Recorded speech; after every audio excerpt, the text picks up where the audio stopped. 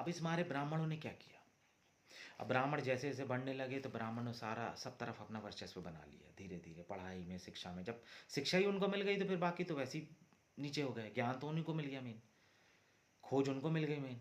आज तुम्हें मजदूर ज़्यादा मिल जाएंगे, ज्ञानवान लोग कम मिलेंगे। अब जो कम होगा उसकी डिमांड ज़्यादा हो जाएगी, ज्ञान को और छुपा लिया गया, धीरे धीरे पढ़ने नहीं दिया, धीरे धीरे शिक्षा पैदा हो गई, फिर ऐसे ऐसे सब गड़बड़ हो गया।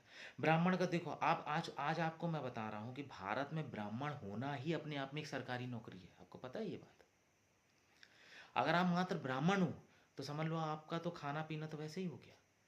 आपने देखा ही होगा कि ब्राह्मणों को पूजा जाता है, हाथ हाथ पैर जोड़े जाते हैं, उनको नतमस्तक किया जाता है और उनको खाने पीने को दिया जाता है। अगर घर में कोई मर गया है तो उन्हें पहले खिलाओ, श्राद्ध व्राद्ध करना है तो उन्हें खिलाओ, तेरहवीं एरवी कर रहे हो तो उन्हें खिलाओ, घर में कोई बच्चा पैदा हो गया तो पहले उन्हें खिलाओ, पूजा पाठ कुछ करा रहे हो, घर में कुछ हो रहा तो उन्हें पहले खिलाओ। सारी चीज़ें, मतलब व्यवस्था देखो कि सारी की सारी चीज़ों पे उनका वो है। फिर तुम पैसे भी देते हो, पैर भी पड़ते हो। और मैं ये नहीं कह रहा हूँ मैं ब्राह्मणों के खिलाफ हूँ, याद रखना, ब्राह्मण की अपनी अलग उपयोगिता है। अगर कोई सच्चा ब्राह्मण है, ज्ञानवान ब्राह्मण है, भला ही वो तिवारी पांडे ना हो, वो कोई महरा ही हो, लेकिन अगर सच में, और सच में अगर कोई जात से ही ब्राह्मण है लेकिन उसके अंदर सच में पवित्रता है ब्राह्मण की, तो वो जितने अच्छे से पूजा तुम्हारी करा देगा तुम नहीं कर पाओगे। बाहर का आदमी उतना अच्छे से नहीं करा पाएगा। सच्चा ब्राह्मण है, मंत्रों वाला ब्राह्मण है, शुद्ध रहता है, नियम कायदे सब फॉलो करता है, अपनी ज़िंदगी में भी मोह माया से दूर है। ब्राह्मण का मतलब क्या है? जो मोह माया से दूर है। वो तो तुम अपनी तरफ से दक्षिणा देते हो, दान देते हो, एक अलग बात है, लेकिन उसके अंदर मोह माया नहीं है, क्योंकि उसके अंदर यदि कोई गंदगी है तो फिर उसके द्वारा किया गया पूजा किसी काम का नहीं होगा, कोई फलित नहीं होगा, क्योंकि फिर वो भगवान से उतना जुड़ा नहीं होगा। भगवान से जुड़ा कौन होता है? जो जिसके विचार कम होते हैं, जो ध्यानी होता है, जो तपस्वी होता है, जिसके अंदर राग द्वेष की भावना नहीं होती, लालच नहीं होता, काम क्रोध लोभ मोह माया नहीं होती है। लेकिन तुम्हारे ही ब्राह्मण तो 10-10 तो बच्चे पैदा करके बैठे हुए हैं, उनको भी धन चाहिए, पैसा चाहिए, वो तो पहली कीमत लगा लेते हैं कथा करने की, पूजा करने की, ये करने की, वो करने की। तो तुम सोचो, ऐसे लोग जब तुम्हारे घर में पूजा भी करेंगे तो तुमने कभी सोचा है क्या, क्या उससे भगवान, क्या भगवान का सच में इनसे कनेक्शन है? थोड़ा बहुत भी नहीं होगा। कोई देवता इनसे जुड़ा नहीं होगा। देवता वहीं वास करते हैं जहां निर्विचारिता हो, जहां अहंकार शून्यता हो। तो फिर ऐसी जगह पे देवता भी नहीं आएंगे, तो फिर तुम्हारा कनेक्शन कहां से बनेगा? थोड़ा सा सोचो, समझो उसको। तो ब्राह्मण भी अगर शुद्ध है, बढ़िया है, एकदम क्वालिटी वाला है, उससे पूजा कराओगे तो वो पूजा भी सिद्ध होगी। लेकिन आजकल तो क्या है, अंट संट ये कचरे पचड़े ब्राह्मण, बस वो औलाद है, उनका नाम है बस, कि शर्मा है, कि तिवारी है, कि पांडे है, कि दुबे है, पंडिताई करते हैं, बस हो गया, तुमने बुला लिया भाई पंडित जी हैं। क्या मालूम वो इंसान अंदर से कैसा है, कितना घिनौना है, अच्छा है, बुरा है, क्या है, तुम क्या जानो। और अगर वो लोभी है, कामी है, क्रोधी है, चिड़चिड़ाहट है, शराब भी पी रहा है, नहीं भी पी रहा है, लोभी भी है और ज़्यादा ध्यान ही नहीं है, तो वो उसके द्वारा की गई पूजा कोई, वो ब्राह्मण ही नहीं है, वो शूद्र है। और शूद्र से तुम पूजा करा रहे हो तो तुम्हारे घर में कहाँ से शांति आएगी? तो किसी से पूजा कराना तो प्योर ब्राह्मण से कराना। तो मैं तुमसे वही चीज़ कह रहा हूँ, ब्राह्मण तो तुम्हारे कर्मों का है, स्वभाव का है, स्वभाव होना चाहिए। नहीं तो ब्राह्मणों ने तो हर जगह अपनी सत्ता तो बना ली ना। अब मैं तो देखता हूँ कई बार ज़्यादातर पुलिस तो मुझे ब्राह्मण ही दिखते हैं। अब किसी समय में कोई स्थिति बनी होगी, लेकिन ठीक है, वो एक अलग मैटर है, उससे कोई मतलब नहीं है, उससे कोई लेना देना नहीं है, जात से तो कोई लेना ही देना नहीं है। लेना देना है तो स्वभाव से, कि कौन किस स्वभाव का है, किस व्यक्तित्व का है, उसके अंदर की क्या गरिमा है, क्या परिकाष्ठा है, वो किस स्वभाव का है। अगर वो प्योर ब्राह्मण है, नतमस्तक हो जाना।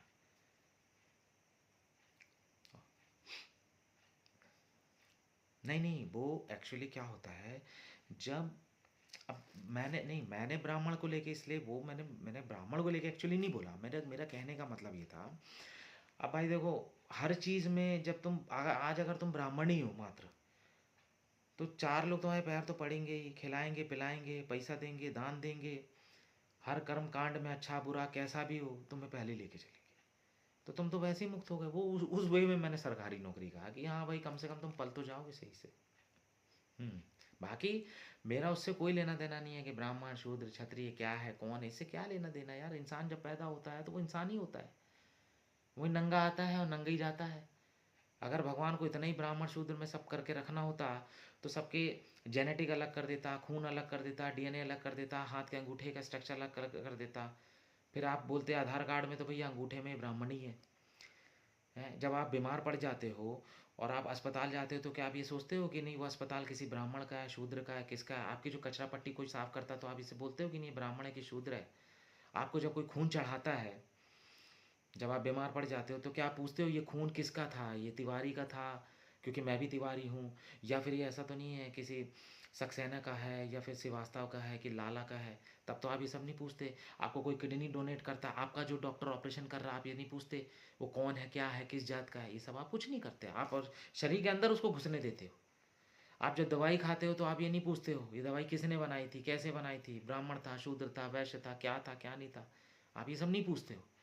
तब तो आपके लिए सब चीज़ें चल जाती है, सब चीज़ें माफ़ है। फिर वहाँ कोई ब्राह्मण नहीं, एक हवा चल रही है, उस हवा में कोई ये नहीं कहता है कि नहीं वहाँ पे वो ब्राह्मण भी उसी से सांस ले रहा, हम भी उसी सांस ले रहे हैं। आपके घर में कोई बाई आ रही है, वो बर्तन भी मांज रही है, लेकिन आप उसे किचन में नहीं घुसने दे रहे। आप उसे बोल रहे हो नहीं तुम ऐसी रहो वैसी रहो, तुम इसको नहीं चुना, लेकिन उसके मंजे हुए बर्तन तुम बराबर खा रहे हो, पी रहे हो।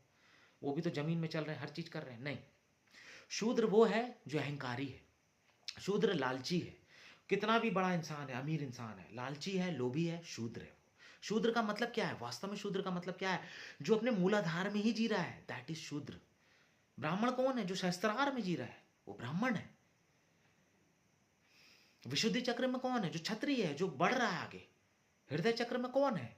जो तुम्हारे व्यवसायी हैं, जो इकट्ठा कर रहे हैं। इसको थोड़ा सा समझो, शूद्र का मतलब क्या है? जो मूलाधार में रहता है, जो अपनी कामनाओं से घिरा हुआ है, वासनाओं से घिरा हुआ है, जो रात दिन परेशान है अपनी भोग विलास इन सब चीज़ों से निकल नहीं पा रहा है, दैट इज शूद्र। अब वो चाहे तुम्हें बहुत अमीर मिले, चाहे उसकी जात ब्राह्मण की हो, क्षत्रिय की हो, किसी की भी, वो शूद्र है। कभी भी तुम्हें ऐसा इंसान दिख जाए, समझना वो शूद्र है। और ब्राह्मण कौन है? जो अपने शरीर से बाहर निकल रहा है, जो साक्षित्व को बढ़ा रहा है, जिसका शस्त्रार उठ रहा है, जाग रहा है, वो ब्राह्मण है। जो ब्रह्म में लीन हो रहा है, जो ब्रह्म को जान रहा है, ब्रह्म को समा रहा है, जो ब्रह्मत्व को उपलब्ध हो रहा है, वो संसार की वासनाओं से ऊपर उठ रहा है, दैट्स वी कॉल द ब्राह्मण। वो होता है ब्राह्मण। लेकिन तुमने क्या किया फिर? धीरे धीरे वो जब अमीर गरीब का, और खेल में तुम्हें बताता हूं जाति का नहीं होता, खेल होता शक्ति का। खेल कभी युद्ध का भी नहीं होता। खेल कभी हिंदू मुस्लिम सिख ईसाई इन सब की लड़ाई का नहीं होता है, जात का भी नहीं होता। खेल होता है हमेशा शक्ति का, कौन शक्तिशाली है। तो वो फिर अपनी कौम को बचाने लगते हैं, धर्म के नाम पे अपनी कौम बचाएंगे, अपने मजहब को बचाने लगे। वो अपने आप को बचा रहे हैं, अपनी शक्ति को दिखा रहे हैं, अपनी ताकत को दिखा रहे हैं। किसी को किसी के धर्म से वास्तव में कोई प्रॉब्लम नहीं है। वास्तव में देखा जाए तो किसी को किसी के धर्म से कभी आज तक कोई प्रॉब्लम नहीं रही है। धर्म तो सिर्फ एक टेक्निक है, एक तरीका है कि चलो तुम्हें ध्यान से तुम्हें कोई चीज़ अचीव करनी है, तुम भक्ति नहीं कर पा रहे हो, समर्पण नहीं कर पा रहे हो, तो तुम एक काम करो, बुद्ध को पकड़ लो, महावीर को पकड़ लो, ध्यान के माध्यम। तुम भक्ति पकड़ सकते हो, ध्यान नहीं पकड़ पा रहे हो, तो मीरा को पकड़ लो, रैदास को पकड़ लो, रामकृष्ण को पकड़ लो। ये भक्ति भाव वाले हैं। नानक के अपने अलग हैं। तुम अगर भक्ति और सारी चीज़ों का समावेश चाहते हो, कृष्ण को पकड़ लो। वो सारी चीज़ों में उन्होंने सारे ध्यान बता दिए, भक्ति भी बता दी, ज्ञान भी बता दिया, कर्म भी बता दिया, सेवा भी बता दिया।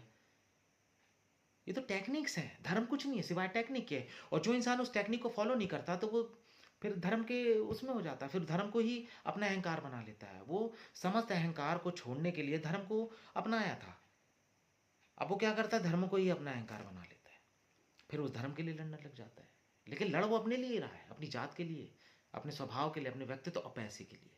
शक्ति के लिए ही लड़ाई होती भाई, जात पात के लिए तो कोई लड़ाई नहीं होती है। अगर कोई शूद्र मिल जाए, अरबपति मिल जाए ना, तो ब्राह्मण भी जाके उसके पैर चाट लेगा, उसको कोई फर्क नहीं पड़ता। बहुत से ऐसे ब्राह्मण हैं कि शूद्र की कंपनियों में काम कर रहे हैं, तो तुम बोलोगे कि नहीं उसकी बड़ी जात है, छोटी जात है, ये हो, तब तुम्हारे लिए सब कुछ बराबर हो जाता है। शूद्र ये वो। शूद्र मैं तुमसे बताता हूँ, शूद्र वो है जो गंदा रहता है। शूद्र वो है कि अगर वो गरीब है और गंदा रह रहा है, नहा नहीं रहा है, धो नहीं रहा है, कपड़े फटे पुराने पहन रहा है, जमीन में सड़क में पड़ा है, तो मैं कहता हूँ वो शूद्र है।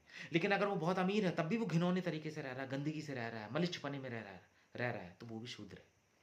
और यदि वो गरीब है, पैसा नहीं है, लेकिन घर उसका साफ सुथरा है, उसका वाहन साफ सुथरा है, उसके कपड़े साफ सुथरे हैं, भलाई वो कपड़े पुराने पहनता है, पटरी के पहनता है, कैसे भी पहनता है, पर वो साफ सफाई से रहता है, तो वो भी ब्राह्मणत्व में है।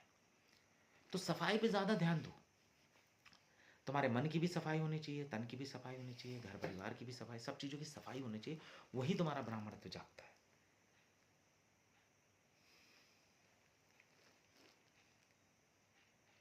ऐसे तो तुम, अगर तुम्हारी लड़की या तुम्हारा लड़का किसी परजात के लड़के लड़की से प्रेम करने या प्रेम संबंध में पड़ जाए, तो तुम जात पात को लेके आ जाओगे। तुरंत बोलोगे कि नहीं, हम तो शर्मा हैं, वो लाला हैं, या हम जाट हैं तो वो ऐसे हैं वैसे हैं, हमें नहीं करना, हम तो अपनी जात। सवाल वो नहीं है, सवाल शक्ति का ही होता है। अभी तुम्हें पता चल जाए कि तुम्हारी लड़की जिस लड़के से प्रेम कर रही है वो बहुत बड़ा उद्योगपति है, बहुत पैसे वाला, रईस है, नेता है, अभिनेता है, कुछ है। तुम अपनी जात से भिड़ जाओगे। तुम अपनी जात से भिड़ जाओगे। सवाल असली में इसी चीज़ का ही होता है कि कौन पैसे वाला है, कौन शक्तिशाली है, कहाँ ज़्यादा बेनिफिट है।